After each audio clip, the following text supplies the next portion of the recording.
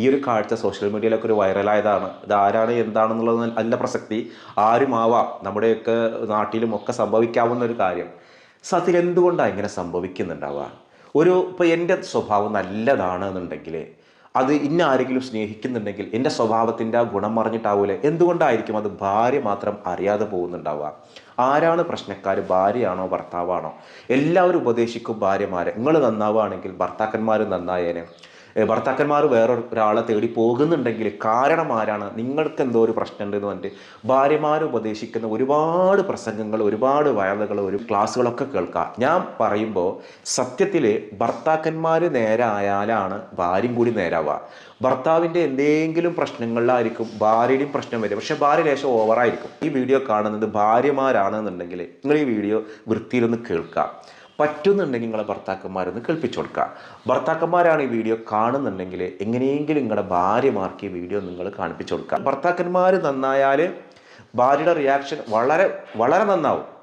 അത് നന്നായി കഴിഞ്ഞാൽ കുടുംബം നന്നാവും. അപ്പോൾ ഭാര്യ നന്നായ പിന്നെ അമ്മായിമ്മനോടും നാത്തൂനോടും ഒക്കെ റെഡിയാവും. പ്രശ്നം കിടക്കുന്നത് ശരിക്കും എവിടെയാണ്? എല്ലാവരും കുറ്റപ്പെടുത്ത പെണ്ണുങ്ങളുടെയാണ്. പെണ്ണുങ്ങളാണ് പ്രശ്നക്കാരെന്നുള്ളത്, പെണ്ണുങ്ങളാണ് നരകത്തിലെ വിറക് കൊള്ളി, പെണ്ണുങ്ങളാണ് നരകത്തിൽ കൂടുതൽ എന്നൊക്കെ പറയാൻ 100 ആളുകളുണ്ടാവും.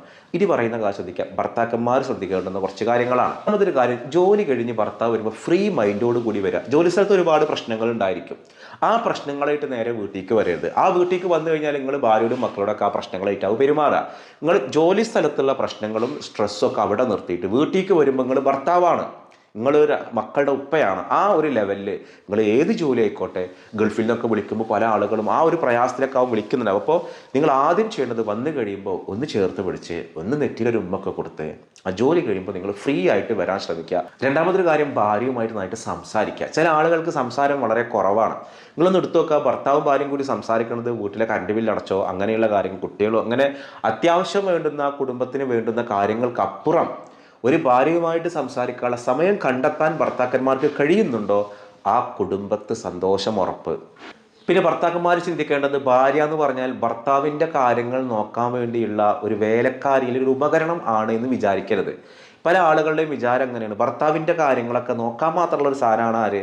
ഈ ഭാര്യ. ആ ചിന്തയോട് കൂടിയുള്ള പെരുമാറ്റങ്ങളാണ് ഒക്കെ ഒരു കമേൻറ്റിംഗ് ആണ്, ഒരു സ്നേഹപ്രകടനങ്ങളില്ല. എൻ്റെ കാര്യങ്ങൾ നോക്കാൻ വേണ്ടി മാത്രമുള്ള ഒരു ഉപകരണമാണ് ഭാര്യ എന്ന് വിചാരിക്കാതെ ഭർത്താവ് പെരുമാറുക. അപ്പോൾ ഈ ഭാര്യ എന്ത് ചെയ്തോളും? ഭർത്താവിൻ്റെ എല്ലാ കാര്യങ്ങളും നോക്കും. എൻ്റെ കാര്യം നോക്കാൻ ലടി ഈ എന്ന് പറഞ്ഞിട്ട് പെരുമാറുമ്പോൾ അത് ഭാര്യയ്ക്ക് ഇഷ്ടപ്പെടില്ല.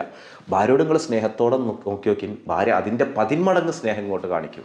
പിന്നെ സ്നേഹം പ്രകടിപ്പിക്കണം. നിങ്ങളുടെ ഉള്ളിൽ സ്നേഹം ഉണ്ടാവും. നിങ്ങളുടെ ലവ് ലാംഗ്വേജും മറ്റുള്ള ലവ് ലാംഗ്വേജും ഒക്കെ വ്യത്യാസമായിരിക്കാം. ആ ഉള്ള സ്നേഹം പ്രകടിപ്പിച്ചാൽ തന്നെ അപ്പുറത്താൾ അറിയുള്ളൂ. സ്നേഹം എന്നുള്ളത് എന്ത് ചെയ്യണം? പ്രകടിപ്പിക്കുകയാണ്. മക്കളോടായാലും ഭാര്യയോടാണെങ്കിലും ഉമ്മയോടാണ് പ്രകടിപ്പിക്കണം. ഉള്ളിൽ വെച്ചിട്ട് എനിക്ക് നല്ല സ്നേഹമുണ്ട്, ഞങ്ങൾക്ക് പ്രകടിപ്പിക്കാൻ അറിയായിട്ടൊന്നുമല്ല, വേണ്ട എന്ന് വെച്ചിട്ടാണ്. അത് പരിശീലിക്കുക തന്നെ വേണം. പിന്നെ ഭാര്യയുമായിട്ട് എന്തെങ്കിലും അഭിപ്രായങ്ങൾ പങ്കിടുക. വീട്ടിൽ എന്തെങ്കിലും കാര്യങ്ങൾ ചെയ്യുന്നുണ്ടെങ്കിൽ എടി നമുക്ക് അത് വാങ്ങിയാലോ അല്ലെങ്കിൽ ഇങ്ങനെ ചെയ്താലോ. ഇത് ഭാര്യയുടെ ഒരു വോയിസിനും സ്ഥാനമില്ല. മൂപ്പരങ്ങോട്ട് ചെയ്യും. ഭാര്യ വെറും ഒരു കാഴ്ചക്കാരൻ. ഭർത്താവിൻ്റെ കാശ് തന്നെയാണ്, ഭർത്താവ് തന്നെയാണ്. അപ്പോൾ ഭാര്യയോട് അഭിപ്രായം ചോദിക്കുക എന്ന് പറഞ്ഞാൽ ഭാര്യ 100 പൊട്ടത്തരങ്ങൾ പറഞ്ഞാലും ഇല്ലെങ്കിലും അഭിപ്രായങ്ങൾ ചോദിച്ചാൽ മതി. നിങ്ങൾ യുക്തമായ കാര്യം സ്വീകരിച്ചാൽ മതി. പക്ഷേ ഒരഭിപ്രായം ചോദിക്കുന്നുണ്ടെന്ന് അറിഞ്ഞു കഴിഞ്ഞാൽ ആ ഭാര്യയ്ക്ക് ഭർത്താവിനോട് ഭയങ്കര റെസ്പെക്റ്റും സ്നേഹവും ആയിരിക്കും. പിന്നെ ഭയങ്കര റൊമാൻറ്റിക് ആവണം. ഭർത്താവ് ഭയങ്കര റൊമാൻറ്റിക്. ഭർത്താവ് ജോലിയൊക്കെ കഴിഞ്ഞ് വന്ന് ഭയങ്കര സ്ട്രെസ്സാണ്, പ്രശ്നമാണ് എന്ന് പറഞ്ഞിട്ട് നിൽക്കലല്ല, മറിച്ച് ഭർത്താവ് എന്നെ എന്ത് ചെയ്യുക, ഒന്ന് റൊമാൻറ്റിക്. ഭർത്താവ് ഒന്ന് റൊമാൻറ്റിക് ആകുമ്പോൾ എന്ത് പറയുക, ഈ ഡ്രസ്സൊക്കെ ഒന്ന് മാറ്റി നല്ലൊരു അടിപൊളി ഒരു ലുക്കിലുള്ള ഡ്രസ്സൊക്കെ എടുത്തൊക്കെ ഞാൻ വരുമ്പോൾ അങ്ങനെ കാണട്ടെ, ഞാൻ ഇതൊക്കെ സിനിമാ പോസ്റ്ററിൽ കണ്ടിട്ട് ഇഷ്ടാ പോരല്ലോ, നിന്നിലിത് കാണണ്ടേ എന്നൊക്കെ ചോദിക്കുമ്പോൾ ഭാര്യയ്ക്കും തോന്നും ഭർത്താവ് ഇതൊക്കെ ആഗ്രഹിക്കുന്നുണ്ട്, ഇതൊക്കെ ലൈറ്റ് ഓഫ് ആക്കിയിട്ട് മക്കളൊക്കെ കിടന്നുറങ്ങിയിട്ട് കള്ളന്മാരെ പോലെ വന്ന് ചെയ്യാനുള്ളതല്ല, ഇതൊക്കെ ഒന്ന് വെളിച്ചത്തിൽ കാണാനുള്ളത് തന്നെയാണ് എന്ന് തോന്നണം. ഒന്ന് റൊമാൻറ്റിക് ആവാൻ വേണ്ടിയിട്ട് ഇപ്പുറത്തുനിന്ന് ഭർത്താവ് ഒന്ന് ശ്രമിക്കണം. ശ്രമിച്ചു കഴിഞ്ഞാൽ അപ്പുറത്തിൻ്റെ ഇരട്ടി ഇങ്ങോട്ട് ശ്രമം ഉണ്ടാവും.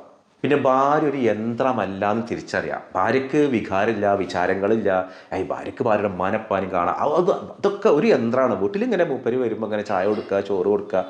ഇപ്പം എല്ലാവർക്കും ഈ പ്രശ്നങ്ങളുണ്ട് കേട്ടോ. ഇതൊക്കെ നമ്മൾ മാറ്റിക്കഴിഞ്ഞാൽ നമ്മൾ വീട്ടിൽ നന്നാവും.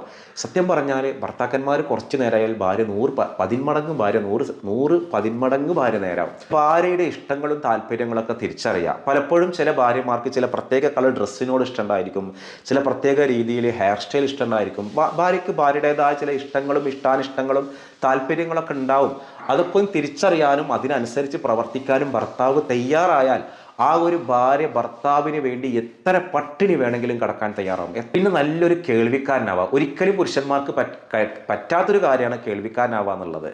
കാരണം ഭർത്താവിന് എന്തെങ്കിലും പറയാനുണ്ടെങ്കിൽ ഭാര്യമാർക്ക് കുറേ പറയാനുണ്ടാവും, ഭർത്താക്കന്മാർക്ക് അധികം പറയാനുണ്ടാവില്ല. അതുകൊണ്ട് ഭാര്യമാർക്ക് കുറേ പറയാനുണ്ടാകുമ്പോൾ അവർക്ക് കുടുംബത്തെ ചെറു ചെറു ചെറു ചെറു കാര്യങ്ങളൊക്കെ പറയാനുണ്ടാവുക. അല്ലാതെ ഇപ്പോൾ അവർക്ക് ആസിയാൻ കരാറിനെ കുറിച്ചിട്ടോ പലസ്തീൻ ഗസ പ്രശ്നത്തെക്കുറിച്ചിട്ടോ അല്ലെങ്കിൽ എന്താ പറയുക ഈ PM ശ്രീ വിദ്യാഭ്യാസ പദ്ധതിയെ കുറിച്ചിട്ടോ കാവൽക്കരണം അതൊന്നും അവർക്ക് പറയാനില്ല. അവർക്ക് ഈ കുടുംബത്തെ അമ്മായി നാത്തൂന് മറ്റാത് മറിച്ചത് ഇതൊക്കെ ഒന്ന് കേൾക്കല്ലേ വേണ്ടുള്ളൂ. ഇതൊന്നും ഞാനീ പറഞ്ഞ മാർഗ്ഗങ്ങളൊക്കെ നിങ്ങളുടെ ഹസ്ബൻഡിന് ഉണ്ടോ എന്ന് നിങ്ങൾ നോക്കി നോക്കി. നിങ്ങൾ മിക്കതുണ്ടെങ്കിൽ നിങ്ങൾ ഭാഗ്യവന്മാരാട്ടോ. അങ്ങനെ ഭാഗ്യവന്മാരാണ്, അള്ളാഹു നമ്മൾ ഉൾപ്പെടുത്തട്ടെ. ഇല്ലാന്നുണ്ടെങ്കിൽ ഒന്ന് നിങ്ങൾ ശ്രമിക്കും. മറ്റുള്ളവരുടെ മുന്നിൽ വെച്ചിട്ട് ഭാര്യ ഇൻസൾട്ട് ചെയ്യാതിരിക്കുക. പല ആളുകളുടെ ശൈലിയാണ് അതൊരു അന്തക്കട ഒരു പൊട്ടത്തി ഒന്നിനും പറ്റൂല. ഭാര്യന് ഇഷ്ടമാണ്, ഭാര്യ ഭയങ്കര റെസ്പെക്റ്റാണ്. പക്ഷെ മറ്റുള്ളവരുടെ മുന്നിൽ എൻ്റെ ഭാര്യ ഒരു അന്തക്കടാണെന്ന് പറയുന്നതിൽ അഭിമാനം കാണുന്ന ചില പൊട്ടൻ ഭർത്താക്കന്മാരുണ്ട്. അതൊരിക്കലും ചെയ്യരുത്. നിങ്ങൾ മറ്റുള്ളവർ എന്തൊക്കെ പോരായ്മകളുണ്ടെങ്കിലും നിങ്ങൾ നിങ്ങളുടെ ഭാര്യയെ വളരെ റെസ്പെക്റ്റോട് കൂടിയിട്ടായിരിക്കണം മറ്റുള്ളവരെ മുന്നിൽ പ്രസൻറ്റ് ചെയ്യേണ്ടത്. ഫ്രണ്ട്സൊക്കെ ഒരു എൻ്റെ ഭാര്യ ഉള്ളത് കൊണ്ടാട്ടോ അതൊക്കെ റെഡിയായത്.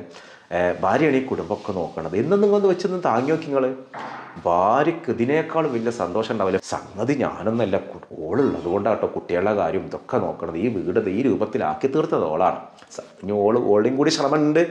ഓള് മാത്രമൊന്നല്ല, എന്നാലും ഒന്ന് പൊക്കി വെച്ച് കഴിഞ്ഞാൽ ഒന്ന് കുഞ്ഞാപ്പൊക്കി കഴിഞ്ഞാൽ ഭാര്യ ഹാപ്പിയായി. ഭാര്യയ്ക്ക് നമ്മൾ ചെറിയൊരു റവന്യൂ എന്തെങ്കിലുമൊക്കെ കൊടുക്കണം. അതായത് ഭാര്യ ജോലിക്ക് പോകാത്ത ഒരാളാണെങ്കിൽ നമ്മൾ അറിഞ്ഞുകൊണ്ട് എന്തെങ്കിലുമൊക്കെ നമ്മുടെ കീശയിൽ നിന്ന് വല്ലതൊക്കെ എടുക്കുന്നുണ്ടെങ്കിൽ ഒന്ന് കണ്ണടച്ചേക്കുക. എന്തെങ്കിലുമൊക്കെ ഒരു കാര്യം ആരെങ്കിലുമൊക്കെ ഒരാൾ വീട്ടിലേക്ക് വരുമ്പോൾ ചിലപ്പോൾ ഭർത്താക്കന്മാരുടെ കയ്യിൽ കാശില്ലെങ്കിൽ ഭാര്യയായിരിക്കും ഭയങ്കര സഹായം ഉണ്ടാവുക. ഈ ജോലിയുള്ള ഒരാളാണെന്നുണ്ടെങ്കിൽ ഭാര്യയുടെ സാലറി ഭർത്താവ് അടിച്ചു മാറ്റുന്ന ശീലം ഉണ്ടാവരുത്. പിന്നെ ഭാര്യയ്ക്ക് പഠിക്കാനും ജോലി ചെയ്യാനൊക്കെ ആഗ്രഹം ഉണ്ടെങ്കിൽ അനുവദിച്ചു കൊടുക്കുക. പല ആൾക്കാരും അങ്ങനെയാണ്, ഞാൻ പഠിപ്പിക്കാന്നൊക്കെ പറഞ്ഞ് കല്യാണം കഴിപ്പിച്ച് കൊണ്ടും പിന്നെ ഓരോ സ്വഭാവം മാറും. എത്രയോ സ്ത്രീകൾക്ക് അനുഭവം ഉണ്ടായിട്ടുണ്ടാവും. ഈ വീഡിയോ കാണുന്ന ആരെങ്കിലും അനുഭവം ഉണ്ടായിട്ടുണ്ടോ? ഞാൻ തുടർന്ന് പഠിപ്പിക്കാന്നൊക്കെ പറഞ്ഞ് കല്യാണം കഴിച്ചിട്ട് ആ പഠനമേ ഇല്ലാതാക്കുക. ഇത് ബോധപൂർവമല്ല. അപ്പം അതിപ്പോൾ ഇനിയിപ്പോൾ എന്താ ഇപ്പോൾ കുട്ടികളായി ഇനിയിപ്പോൾ അടുത്തതായി ഇങ്ങനെ പറ്റാം. അതിൻ്റെ പഠിപ്പ് പോകും. ജോലി ചെയ്യാൻ ആഗ്രഹമുള്ളതാണ്, പഠിക്കാൻ നല്ല താല്പര്യമായി സമ്മതിച്ച് കൊടുത്താൽ തന്നെ ആ കുടുംബം നന്നാവും. പിന്നെ മൊബൈൽ ഫോണിലൊരു സുതാര്യത ഉണ്ടാക്കണം. അതാണ് ഇന്നത്തെ മെയിൻ പ്രശ്നം. എൻ്റെ ഫോൺ ആരും നോക്കാൻ പാടില്ലാത്ത ഒന്നാണ് എന്ന് കരുതേണ്ട ആവശ്യം എന്തിനാണ്? അല്ല, അത്ര വലിയ സ്വകാര്യതകളൊന്നും വേണ്ട. അതോടൊപ്പം തന്നെ ഭാര്യയുടെ ഫോണ് ഭർത്താവിൻ്റെ ഫോണ് ഭാര്യ നോക്കാനിട വരരുത്. അതിങ്ങനെ വന്നിട്ട് ഇങ്ങനെ നോക്കിയിട്ട് അതിലാരുള്ളത് ആരാ ചാറ്റ് ചെയ്ത് എന്നെന്തിനാ മറ്റാൾ നോക്കണം? എന്തിനാണ്? രഹസ്യങ്ങൾ അതിൽ ആരും വെക്കണ്ട. ഇനി വെച്ചിട്ടുണ്ടെങ്കിലും ഇല്ലെങ്കിലും അത് മറ്റാൾ കയറി നോക്കരുത്. ഇതൊക്കെ ഒരു സുതാര്യത ഉണ്ടാക്കണം. പിന്നെ ദാമ്പത്യത്തെ തകർക്കുന്ന രഹസ്യങ്ങൾ പരമാവധി ഇല്ലാതിരിക്കുക. അപ്പോൾ ഞാനിത് പറഞ്ഞത് നമ്മുടെ കുടുംബത്തിൽ സന്തോഷം ഉണ്ടാകാൻ വേണ്ടിയിട്ടാണ്. ഈ വീഡിയോ നിങ്ങൾക്ക് യൂസ്ഫുൾ ആണെങ്കിൽ ഒന്ന് നിങ്ങൾ താഴെ കമൻറ്റ് ചെയ്യണേ. നിങ്ങൾക്ക് വേറെ എന്തെങ്കിലും അഭിപ്രായങ്ങൾ ഇതിൽ എന്തെങ്കിലും നിർദ്ദേശങ്ങൾ കൂടുതൽ വെക്കാനുണ്ടെങ്കിലും താഴെ കമൻറ്റിൽ ഉൾപ്പെടുത്തിയാൽ ഇൻഷാ അല്ലാഹ് എനിക്കത് പഠിക്കാൻ കഴിയും, മറ്റുള്ളവർക്ക് പകർന്നു കൊടുക്കാൻ പറ്റും, എല്ലാവർക്കും മനസ്സിലാവുമല്ലോ. നിങ്ങൾ അഭിപ്രായങ്ങൾ നിങ്ങൾ താഴെ ഒന്ന് കമൻറ്റ് ചെയ്യണേ. അപ്പോൾ ഇന്നലെ ചോദിച്ച ചോദ്യം, ഹാജറ ബീവിയുടെ ഖബറിടം എവിടെയാണ്? ഹിജർ ഇസ്മായിൽ എന്ന് പറയുന്ന ഭാഗത്താണ് ഹാജറ ബീവിയുടെ ഖബറിടം. ഇനി ഞാൻ ചോദിക്കുന്ന ഒരു ചോദ്യം, ജിന്നുകളും അതേപോലെ പക്ഷികളും മൃഗങ്ങളും ഉറുമ്പുകളടക്കം അള്ളാഹു കീഴ്പ്പെടുത്തി കൊടുത്തൊരു പ്രവാചകനുണ്ട്. അവരുടെ ഭാഷകളൊക്കെ അറിയാവുന്ന ഒരു പ്രവാചകൻ. ഏത് പ്രവാചകനക്കായിരുന്നു ഇങ്ങനെ ഒരു അനുഗ്രഹം അള്ളാഹു നൽകിയത്? അതാണ് ചോദ്യം. ആ ഉത്തരവാണ് നിങ്ങൾ കമൻറ്റ് ചെയ്യേണ്ടത്. മറ്റൊരു ദിവസം മറ്റൊരു വീഡിയോയുമായി വീണ്ടും കാണാം. അസ്സലാമു അലൈക്കും.